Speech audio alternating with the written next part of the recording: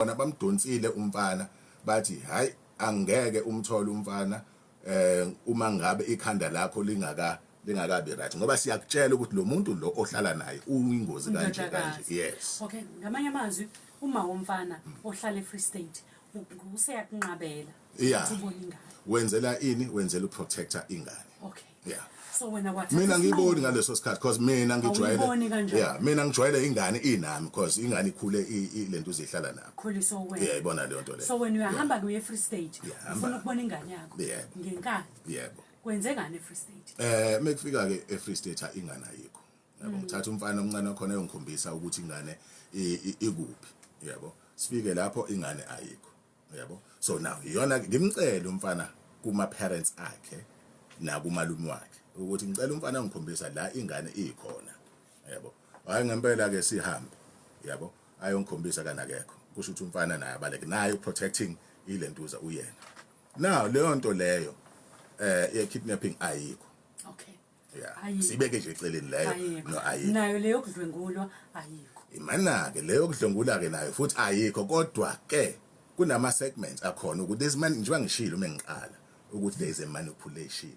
Yabo. Umuntu othize manipulating. Ngifuna ngoba ngifuni umlalelo wasekhaya sale nesithombe sokuthi wena uaccusiwe kwathiwa udlwengulile ngifuna siyicacise leyo kuze sidlule kuyona awishaye ngamafuphi ngizozama okay umhla ka 31 December yes ngila eBhishi kwi Beach Festival yabo ngiyenzile lapho appearile what and then kuhanjwe kuhlukane ngabo 1 2 yabo sekuyagoduka ngithatha undodakazi ngiyomshiya la esihlala khona mina ngaleso sikhathi ngihamba nentokazi yabo engihlekisana naye yebo girlfriend wami sihamba hawo kahle nje ekseni ngiyabuya kumnandi nje and sekuthiwa emva kwesikhathi hayibo uvulela icase le rape ubani manje lo kanti no leyo case ayikho into emanipulatiwe ayikaze ibe khona and futhi si exposekile ke ukuthi leyo nto le ayikaze ibe yakhiwe and uyedwa umuntu ongasakhe leyo nto le kwenziwani kwenze njani wahlaseleka kangaka kwakhiwa zonke lezi zinto ezane ezokungcolisa igama lakho ezokwehlisa isithunzi kwenze njani ukwehlisa isithunzi ukungcolisa igama lami nokuthi ngithembele kubani kulo ntokazi who seems to be the rescuer. Okay. Yayibona lo. Lokuzothi mangabe sekonakele yena qhamuka emaphepeni bese yena qhamuka zokusiza. Sike sahamba saye eGoli ngayona leyo case leyo. Sihamba siye eGoli mesifika khona eGoli athi kuthiwe mina ngingene ngedwa ngiyobona iprosecutor. Ngibona iprosecutor ngibachazele my side of the story ukuthi wena ngumuntu onjani. Hayi ahambeke kodwa nami sengiqala ukusola into ezithize ehamba yedwa ungena yedwa aphinda abuye ke khona kanti mase ngifonele uMakaboy uMakamfana hey khona icase oyivulile kanje athi ayikho leyo nto leyo ngicela nje into ofa uyenze ukuthi uqaphele yonke lento oyibonayo yakhiwa ngoba awuwedwa baningi abantu abathi mangabe bekhula ngokwezinga lempilo yabo bese kuqubuka lezi zinto futhi ke thina sikuyi-industry uyakwazi kwesinye isikhathi ukubuka musuthi ayuyashawa ke lo manje kudilwa naye njengamanje ikufundiseni ngoba ngifuna ukukhuluma nomlingisi osanda kungena osajabulela udumo ongakazi ukuthi udumo luza nani kukhona abantu la emhlabeni abaphilela ukuncela igazi lomunye umuntu ngifundise ukuthi ngingathembi wonke umuntu yabona leyo nto leyo mina ngumuntu ohleze ethemba ngihleze ohleka nabantu ohleze right kodwa manje sengiqaphela yonke into ngoba uma ngabe kule industry ifame yabona ukuduma kuza nama responsibilities athize kukhona abantu abangeke bakuthande kukhona abantu abazofuna ukuphuca izinto so make wenzeka yonke le manipulation now abantu abakwi dream up ngizobuyela la because ibalekile ngoba siyahlangana yonke lento abantu abakwi dream up balokho bekhokhiswa imali kukhona abantu abangena lapha neafter ngiyabuza ke ngibuza yena ke untokazi are you sure ukuthi le basari le esonikeza labantu abazongena eafter ikhona na athi yebo uma wakhe upromisile ukuthi uzo-investa laphayana kuyingane ziyokhokha so ma ingane zikhokha 9,000 as a registration and then the tuition fee izoza ngebhasari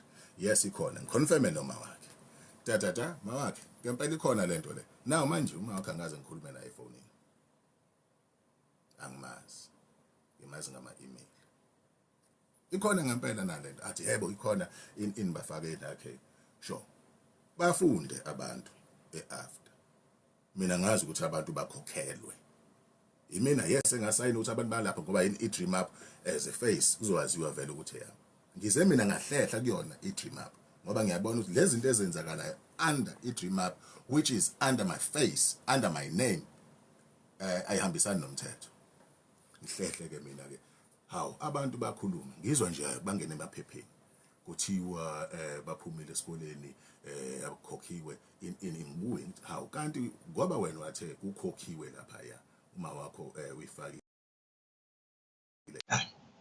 hayi olakala manje abantu bayangena kuma media bakhulume ukuthi Siyabonga Shibe uqolile uSiyabonga Shibe udla imali zabantu Siyabonga Shibe wenze ini zonke lezo zinto eziningi zazo zenzeke behind my back ngingazi kodwa ke ugcina usulitholile iqiniso engilitholile iqiniso wabona ukuthi kwenzekani yebo ngabahlanganisa ke laba base after ngaba ne meeting nabo ngasho ukuthi okay guys kanje this mina ngicommittele ukuthi ngibuyise wonke amalenduza ama registration yenu ase after ngisona sithembiso lesi engizibophezela kusona ukuthi ngizosenza ufundeni kuyo yonke lento ngoba uyasho ukuthi unothando kwezinye izinto mhlambe nibhizi niyashutha nenzani ningabe nesikhathi sokuzicwaninga kahle izinto ugcina ungene ezintweni egcina zikulimaza yebo ngifuna lokho ngoba awedwa baningi abanye bagcina bengena kulezo zinto ufundeni lento ukuthi uhlezi uqaphela ngaso sonke isikhathi now I'm beginning to be reserved you know I'm still in a hurting phase you know abantu abasathembakala esikhathini samanje akekho umuntu oza ngobuhle kuwe you know ukhona kodwa you know sekukhulu manje ukwazi ukuthi ubani ngempela ongamthemba yebo ithi sibabiza abalaleli bethu 071 613 667 thumela ke voice note makukhona into ofuna ukuyisho njengoba sikhuluma noSiyabonga wakashibe wesiyama ngabe sibuye ngifuna ukwazi ukuthi umuntu osebenze kuma production amaningi kangaka yebo wenza kanjani ukuthi uhambe kahle kulama production nala uhambe kabi kuwo yeah kusuka sekwenze njani mawusuhamba kabi asidayi yebo ngithe ngifuna ukwazi ukuthi umuntu mehamba ngoba phela kubalekile ukuthi masibhakaze sicamba yebo usebenze kulama production amaningi kangaka yini eyenza ukuthi ukwazi ukusebenzisana nabantu kwi-industry uhlale ngelinye ilanga baphinde bakubize ngicabanga ukuthi ukuzithoba ayikho into ebalekile njengokuzithoba uwazi umsebenzi wakho ngoba siqashela ukuzosebenza lapha okunye nokunye kwenzeka ngaphakathi okunye lokuphathi njengoba sila always ngiba advisor especially yabona laba abasakhulu ukuthi njengoba uza la uzosebenza khohlwa okunye nokunye njengoba ula uqashwe wedwa khohlwa ipolitiki phuma lapho phuma lapho iyekelela kuthina abantu abadala ngiyadla but yeah ukuba nje humble yabona nje ukusithoba uthande umsebenzi wakho ungawenzi umsebenzi wakho ngoba wena uthi ufuna ukuduma ungawenzi umsebenzi wakho wena ngoba uthi ufuna ukutrenda yabona lezo zinto sinabantu bazo wena njengoba ula uzosebenza this is work this is business yes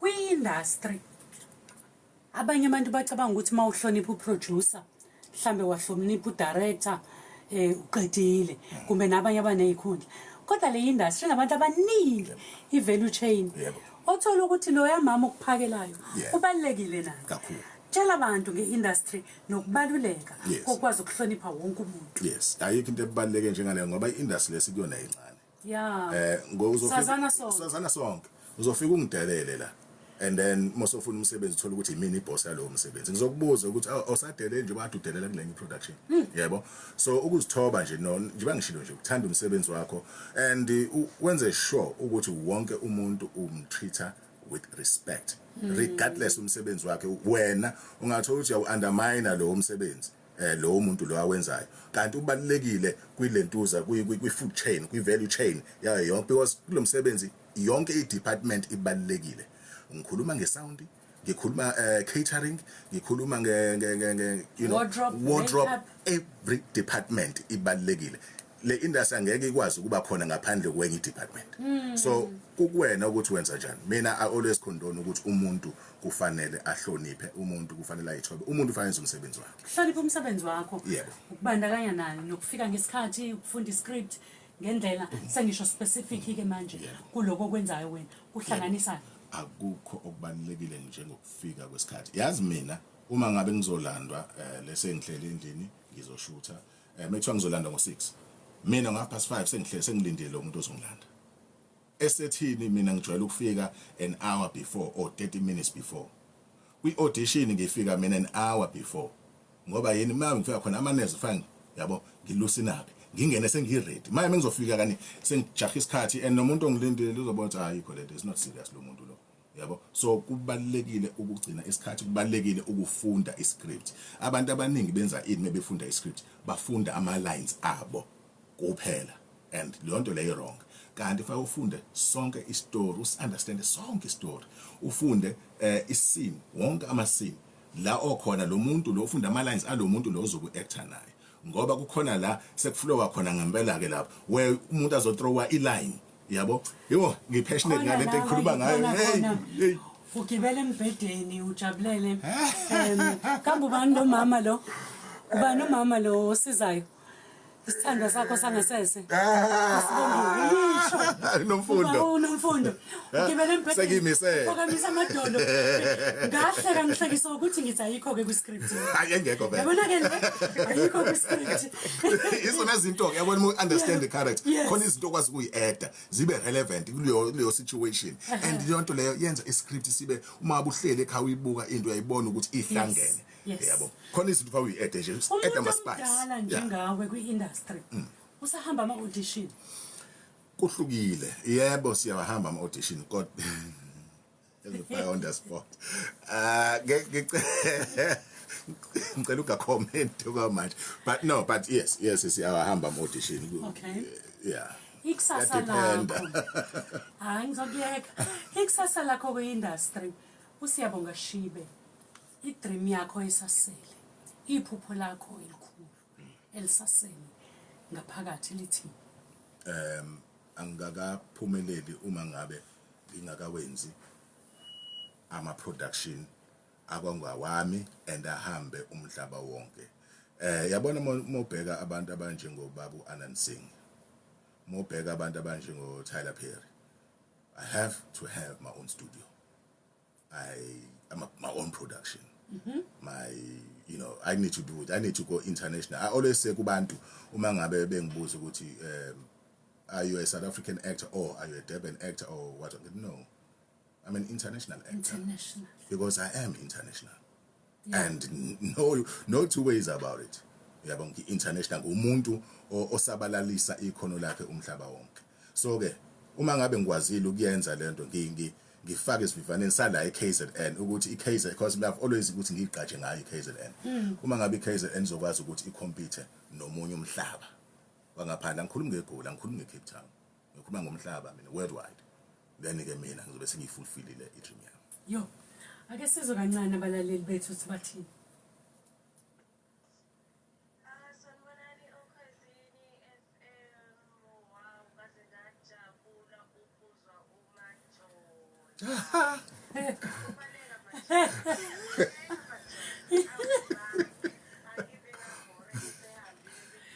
Majola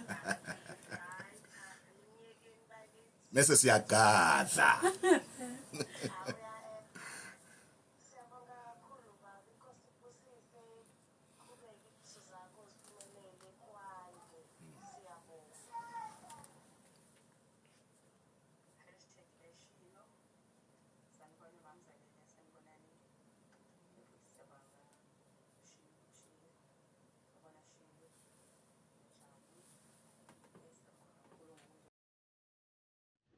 Nginibingelele ingane zakwethu kuzo zonke indawo la kuzohamba kufinyelele khona lo mbukiso. Lapha besibuka uQabanga uSiyabonga Shibe owake waba umlingisi kuy'tori ey'ningi kakhulu esingabala oGazi Lami, waduma kakhulu uZalo nakwezinye nje ey'ningi ake walingisa kuzona. Lo mlingisi uke wavela emaphepheni nakey'nkundleni zokuxhumana. Kukhona abantu bethi hhayi ubaskemile ngendaba yesikolo. Kepha la ubebizwe Okhozini nokuyila efike khona wayichazela khona ukuthi kwenzakala kanjani ney'nkinga nje ezimbi ebemane vela kuzona amacala ama-rape, ukuchaze konke njengoba nizwele nje lolu daba ukuthi kwenzakalani. Ey'khulumela isayidi lakhe-ke nokushiya abantu ey'nkundleni zokuxhumana bebonga ukuthi njengoba bemthanda kangaka bajabula ukuzwa echaza elakhe isayidi, bangasoloko bezwa iy'ndaba ezimbi ngaye. Wathembisa nokuthi la ebenamaphutha khona uzolungisa. Hheyi, kunzima kwi-industry. Siyathemba abanye nabanye bafundele okuningi kulolu daba lwakhe nokuthi kwenzakalani kwi-busy industry noma kwibhizinisi yaka-art naku-entertainment. Socela thina ungakhohlwa ukulekha, ushere, usubscribe. Simane sikuthulela iy'ndaba ey'ningi kule channel. Sicela usubscribe. Siyabonga, ungakhohlwa ukushera. Siyabonga kakhulu.